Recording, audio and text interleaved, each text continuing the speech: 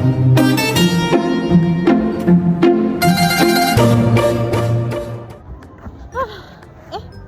nih? Kuburan? Oh, tidak. Halo, nama aku Sevia Olivia Pasaribu dengan NIM 048. Hai, perkenalkan aku Aisyah Rizka Syakila dengan ujung NIM 078. Halo, aku Revalina Anissa Putri dengan ujung NIM 026.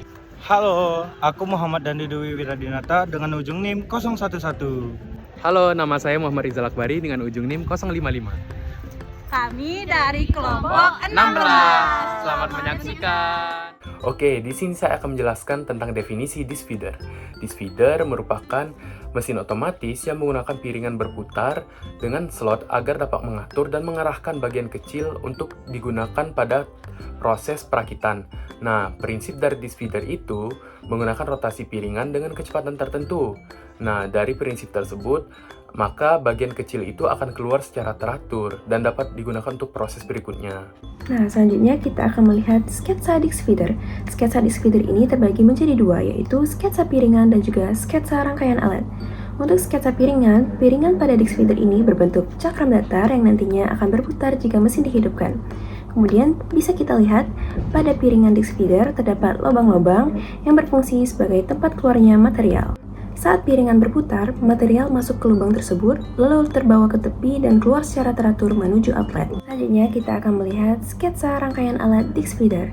Material masuk melalui feeding sleeve atau saluran masuk, kemudian jatuh ke atas disk atau piringan berputar. Selanjutnya, material yang terbawa putaran piringan diarahkan oleh scraper agar keluar dengan laju yang teratur menuju proses berikutnya.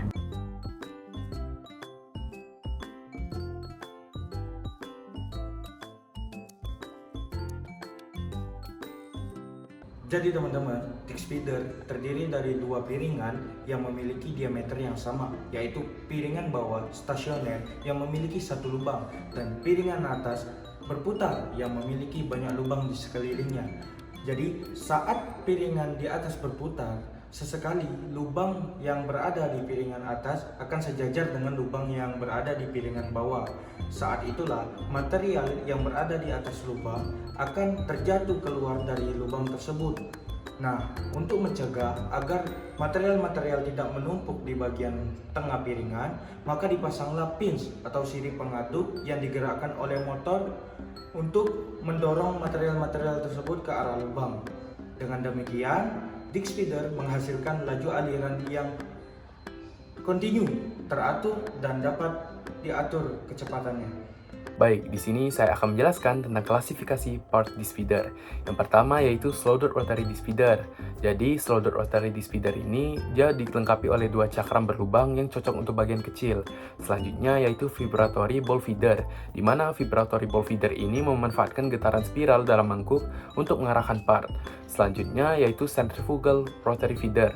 Jadi, centrifugal rotary feeder ini menggunakan mangkuk silinder yang berputar dan mengarahkan part lebih cepat dan senyap. Selanjutnya, pneumatic feeder. Jadi, pneumatic feeder ini adalah part yang memakai piston udara bertekanan. Dan yang terakhir, yaitu programmable atau robotic feeder. Nah, jadi part ini dilengkapi oleh sensor dan akuator dan dapat diprogram untuk fleksibilitas tinggi. Oke, yang selanjutnya adalah karakteristik dari disk feeder, di mana disk feeder memiliki aliran yang stabil. Kecepatannya bisa diatur menggunakan motor dan gearbox, serta dipengaruhi oleh jumlah parts, jumlah pins, jumlah lubang, dan gesekan. Sehingga alat ini sangat cocok untuk komponen kecil yang berbentuk bulat, persegi, maupun heksagonal. Sekarang kita akan membahas mengenai faktor yang mempengaruhi pemilihan disk feeder. Yang pertama, jenis material. Biasanya disk feeder cocok untuk material yang tidak lengket dan berukuran halus. Yang kedua, karakteristik material, seperti sifat alir dan tingkat lengketnya. Yang ketiga, desain dan model disk feeder harus disesuaikan dengan karakteristik material. Yang keempat, kapasitas dan ukuran material. Yang kelima, faktor keamanan dan kekuatan. Dan yang keenam atau yang terakhir yaitu kemudahan perawatan dan pengoperasian. Selanjutnya, aplikasi disk feeder dalam dunia industri. Yang pertama yaitu industri farmasi, yang digunakan untuk pengemasan kapsul atau pil untuk memastikan keluaran yang seragam dan tidak terjadinya penumpukan atau kerusakan. Kemudian industri pupuk untuk mengatur aliran bahan baku padat seperti urea, KCl, dan fosfat untuk menuju proses pencampuran. Selanjutnya yaitu industri semen dan keramik, mengatur suplai bahan padat seperti kapur, tanah liat, kaolin, atau aditif kimia ke dalam klin atau mixer. Dan yang terakhir yaitu pengolahan mineral, membantu proses penyaluran biji halus, abu, atau bubuk kimia sebelum tahap pemisahan atau reaksi lebih lanjut. Rules of thumbs dari disk feeder. Yang pertama, kecepatan optimum disk. Disarankan kurang lebih 22 rpm karena apabila lebih dari 25 dapat menurunkan feed rate. Yang kedua, jumlah parts optimum dalam feeder sekitar 50-150 parts tergantung ukuran dari disk feeder. Yang ketiga, jumlah fins. Disarankan 2 fins karena apabila lebih dari itu dapat meningkatkan gesekan. Yang keempat, bentuk parts. Disarankan circular, hexagonal, octagonal, dan juga square. Dan yang terakhir, untuk feed rate maksimum dapat menggunakan 50 parts, 2 fins dengan kecepatan disk 22 rpm. Nah, kemudian soal perhitungan disk feeder yang dimana pada soal ini yang ditanya adalah laju keluaran, torsi minimum akibat gesekan, dan daya teoritis minimum motor. Kemudian penyelesaiannya itu kita bisa buat diketahui terlebih dahulu dari soal tersebut. Nah, untuk jawabannya itu adalah laju keluaran, mana Q itu sama dengan 40 dikali 22 rpm dikali dengan 0,70 itu hasilnya adalah 616 kg per menit. Untuk massa per menitnya itu bisa dikali dengan 0,010 kg sama dengan 6,16 kg per menit. Untuk massa per jamnya itu dikali dengan 60 maka hasilnya sama dengan 369,6 kg per jam. Kemudian yang kedua adalah torsi gesek, di mana kita mencari tahu dulu berat totalnya, yaitu 50 buah dikali dengan 0,010 kg dikali dengan gravitasi 9,81 meter per second kuadrat sama dengan 4.905 Newton.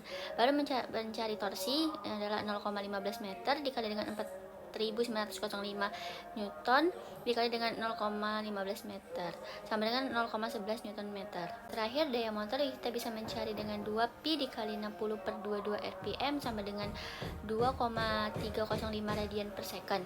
Untuk dayanya itu hasilnya 0,11 Newton meter dikali 2,305 radian per second, hasilnya adalah 0,25 watt. Untuk kesimpulan, disk feeder adalah alat pengumpan otomatis yang sederhana namun efektif untuk mengalirkan material atau komponen kecil secara kontinu dan terukur.